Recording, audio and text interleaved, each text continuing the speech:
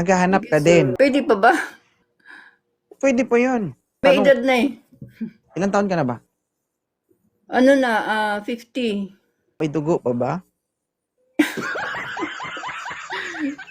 Wala na, sir. Wala na. Medyo mahirap at matinding pangangailangan nito. Ilan po ang anak ni Ma'am Jel?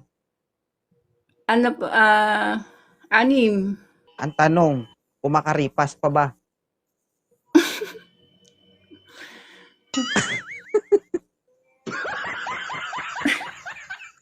Yes or no?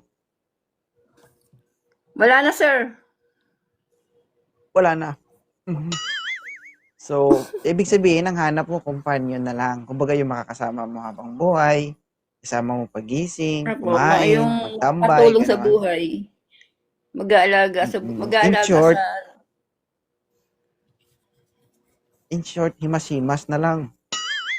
Kindat-kindat na lang.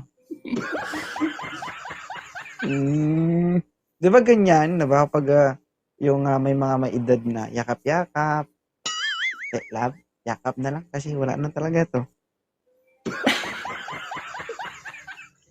Tumba na talaga yung pagkatao ko. himas-himas. Himas-himas na lang. Oo.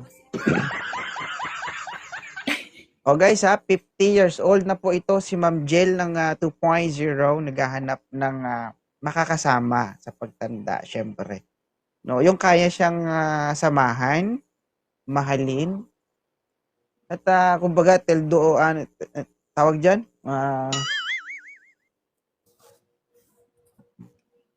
yung magsasama sila hanggang kamatayan. Meron ba dyan, moderator? Paano kung mas bata sa'yo, ma'am? Okay lang ba? Ayaw ko ng bata. Gusto ko yung ka-level ko. Ka-level mo. Yes. Mga may asawa na ba yung mga anak mo? Meron na. May kanya-kanyang buhay na. May kanya-kanyang buhay na. Oo. May tumanggap sa hamon mo. Yawa ka rin. Open cam ka. Bata pa yan. Ayaw ko yan. Jana, parang ikaw atang nag-accept sa challenge ni Ma'am Jel,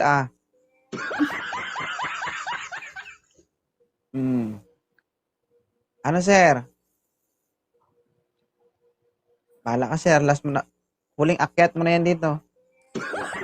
Mukhang bata pa yan, sir.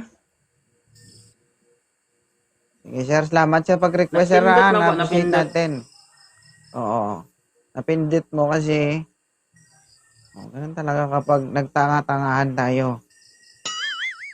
Hindi mo po napindot, sir. Pinindot mo talaga.